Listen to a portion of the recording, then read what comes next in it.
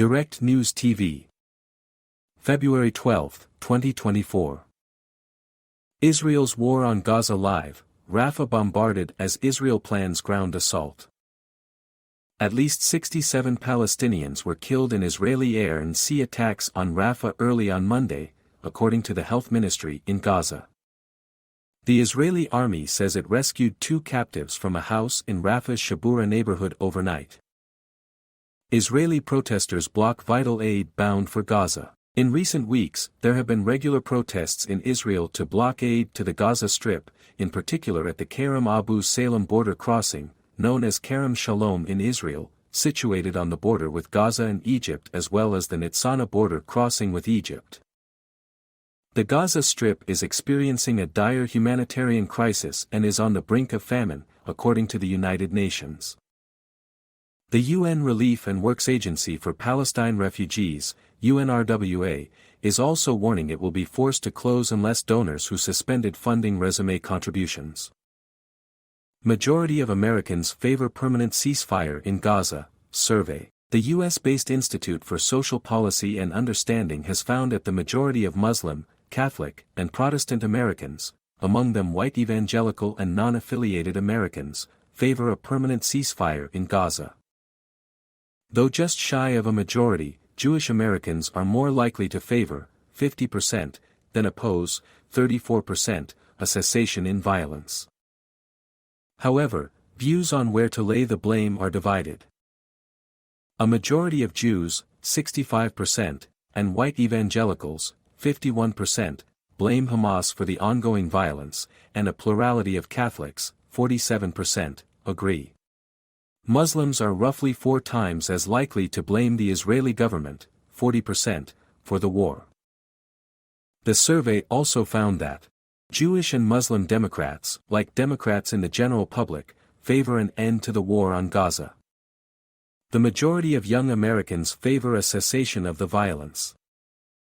The prospect of Israeli ground attack on Rafah, terrifying, UN Rights Chief Volker Turk, the UN's human rights chief, has expressed alarm over an anticipated Israeli ground assault on Rafah, where more than half of Gaza's population is sheltering. Turk said it is wholly imaginable what would lie ahead if the planned incursion is not stopped. A potential full-fledged military incursion into Rafah, where some 1.5 million Palestinians are packed against the Egyptian border with nowhere further to flee, is terrifying, given the prospect that an extremely high number of civilians, again mostly children and women, will likely be killed and injured, Turk said in a statement. 2 Hezbollah fighters killed, the group says. The Lebanese group has identified the fighters as Alim Hanna and Mohammed Bassam. Hezbollah also claimed several attacks against Israel, including targeting a building where it said Israeli soldiers were sheltering in the town of Yiran on the Israel-Lebanon border. Hezbollah and Israel have been exchanging cross-border fire almost daily since the outbreak of the war on Gaza. Ceasefire has to be achieved as soon as possible, WHO surgeon Dr. Athanasios Gargavanis, a trauma surgeon and emergency officer for the UN agency, says a ceasefire is needed now so health workers can deliver at the best of their capacities. We are here to support the health system that's suffering, not only because of the chronic blockade and this actual war but also from the movement of the population that impedes health workers from doing their work in the best possible way, Gargavanis said in a video posted on social media. EU's foreign policy chief suggests US rethink military aid to Israel. EU Foreign Policy Chief Josep Borrell has suggested the US rethink its military aid to Israel due to the high number of civilian casualties in the war on Gaza. Borrell recalled that Biden said last week that Israel's onslaught on Gaza had been over the top and US officials had repeatedly said that too many civilians are being killed in the besieged Palestinian enclave.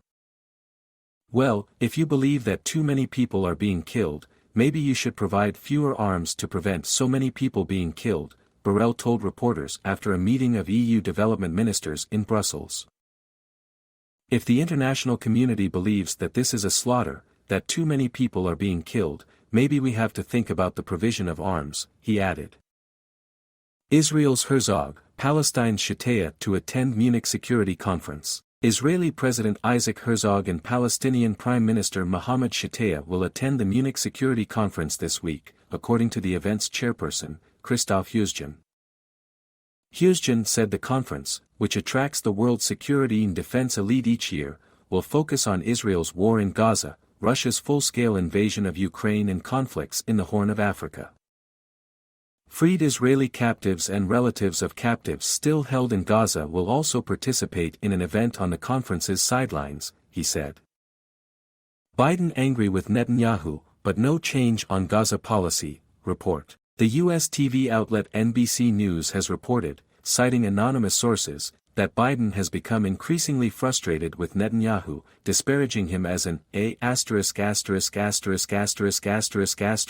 in private conversations.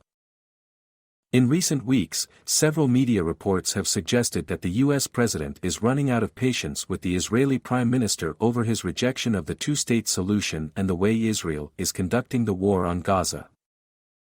However, such frustration has yet to result in decreased support from Washington for Israel's war, which is largely reliant on weapons supplied by the U.S.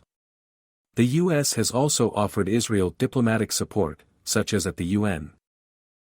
Biden, who has been facing criticism from progressives and Arab American groups over his support for the war, is also working with Congress to secure at least $14 billion in additional aid for Israel.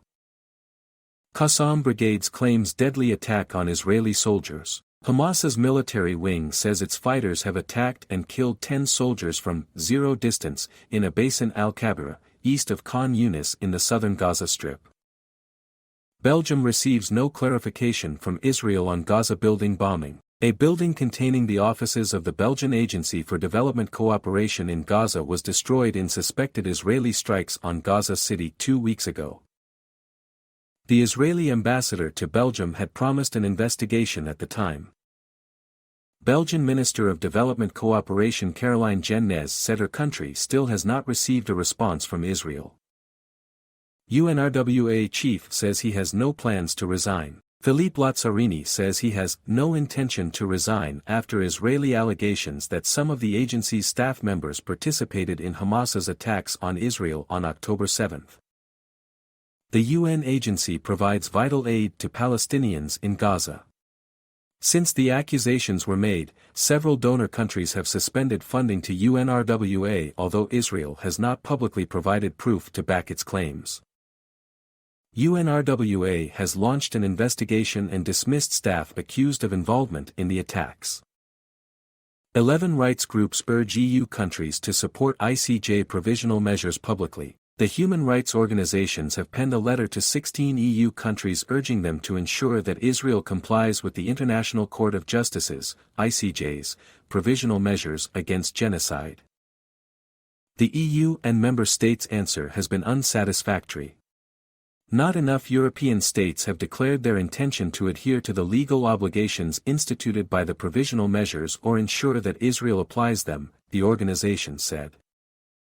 On January 26, the ICJ determined a plausible risk of Israel committing genocide against the Palestinian people in Gaza. The provisional measures ordered Israel to take measures to prevent genocidal acts and ensure the provision of immediate humanitarian aid to Gaza. Additionally, Israel was told to report to the court within a month on its implementation of the measures.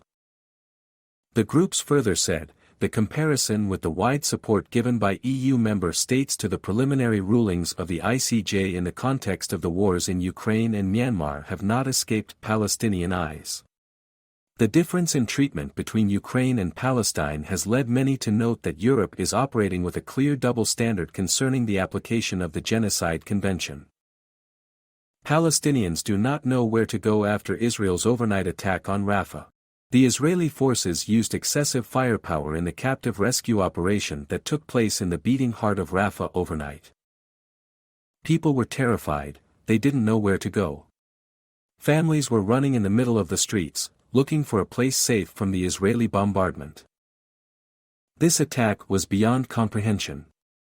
The sound of Israeli fighter jets and surveillance drones was heard all over the region, with explosions shaking all residential buildings in the Rafah district. People here are fearful that this might be repeated tonight, with some families looking for a new place to seek refuge away from the unrelenting Israeli bombardments.